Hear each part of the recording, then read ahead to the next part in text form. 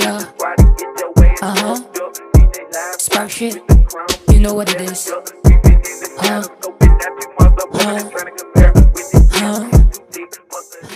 So, what is up yo mga katropa? It's me, your boy.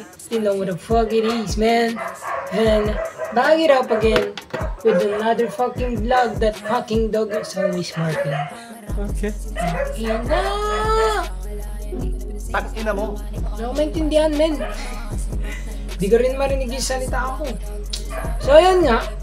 So, as you all can see, the title is First Week Recap tayo, mga idol. Ano nga ba nangyari sa first week ng college life ko? Ito na yung buong elaboration, buong explanation sa mga nangyari. So, Tuesday. Actually, Monday. First day of school.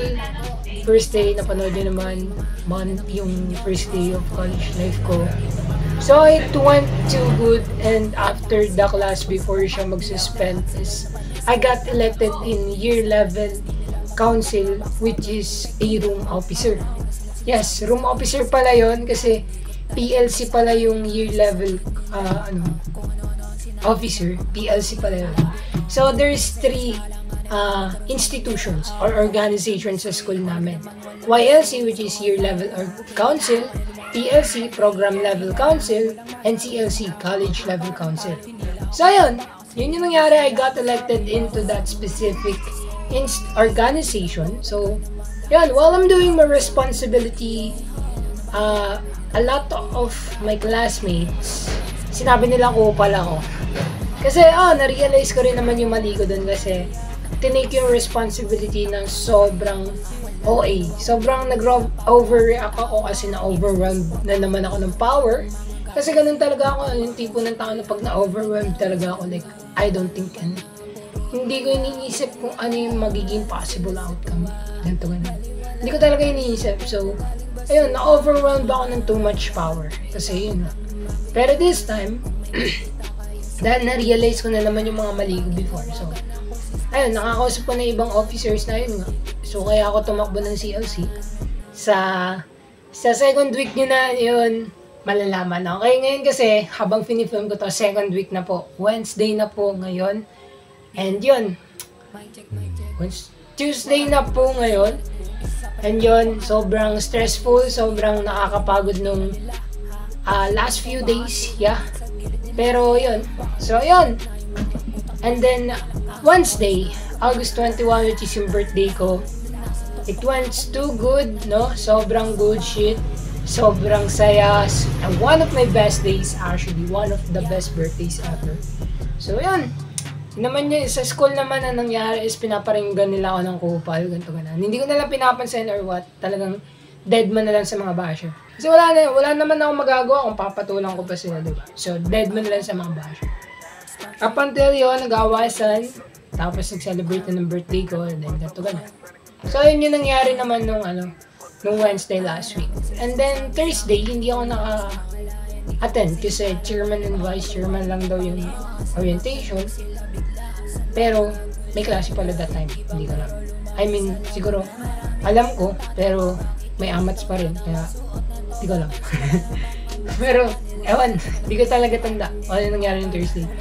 Friday, nagkaroon din nata ng orientation. Hindi, Friday actually wala talagang pasok. Pero pumunta ako ng school dahil before mag-Friday is yun na. Inalok na ako ng position sa CLC, which is a college level council. Inalok na ako ng position, so man, you know me very well. Diba sinabi ko naman sa inyo na yung mga goals ko, gagawin ko na lang siya, hindi na ako magsasalita sa harapan nyo ng mga goals ko. Baga gagawin ko na lang sila. Tapos magugulat na lang kayo, eto na. Share ko na sa inyo. So, inalok na po ako ng position sa college level council, which is, I'm one of the 8 senators. So, senators kami yung magpapalaganap ng rules and regulations, and also kami yung mag-handle ng events, ganto ganon, or yung mga itatalaga sa aming gawain, kami talaga yung mag-handle. So, nakatalaga kasi sa akin is po. Blake, ano yan ha, paki-blurred. Paki-blur yan ha, paki-blur. Thank you so much, paki-blur. Alam ko na blur na ni Blake. Okay, thank you. So yun, hindi ko pala pwede muna sabihin yung mga plataforma ko at yung plataforma nila. Pero sa second week sasabihin ko sa inyo kasi next week po is September na and next week na po yung campaign period and election day namin. So yun, sobrang nakakakaba, sobrang nakaka-nervyos pero yun. And then Saturday walang pasok. Sunday nasa school kami para pagmitingan, which is yung first meeting.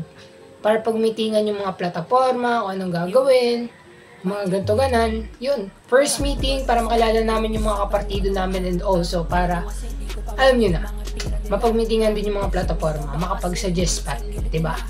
So yun, that's how my first week goes on. Hindi ko alam kung ano English doon. Pero yun yung nangyari sa first week ko. Sobrang nakakapagod kaya kita nyo naman, medyo namayat tayo ng konti pero magbabawi pa rin tayo dyan kasi nagumpisa na yung kulang sa tulog kasi ang dami nakasikaso talagang hindi kaya sa after class kasi after class minsan may ginagawa din kami sa school so yun talagang pagka uwi pagod na tapos papahinga ako 2 to 4 hours din gagawa na ng mga kailangan gawin kaya yun sobrang nagsimula na ulit yung walang kulang sa tulog na pumapasok. Ayun na yun, nilalabanan ko ulit ngayon. And to be honest, it's so hard. Kasi ito na naman tayo sa point na to. Pero I will try my best na ibalik pa rin yung dating. Yung good sleeping habit. Kumbaga. Hopefully, may balik natin. Kasi, ano ka din naman? Diba? So ayun, if you like this video, please like, share, subscribe, and hit the notification bell. At ayun po yung nangyari sa first week ng college life ko. And sa second week, mas marami pa pong mangyayari. And I try my best na makapag-film, na makapag-clip ng mga clips para makita nyo yung mga pangyayari. Okay? Let's go! See you to the next vlog. Peace out and signing off. See you guys. Bye-bye. May gagawin pa ako mga flyers eh.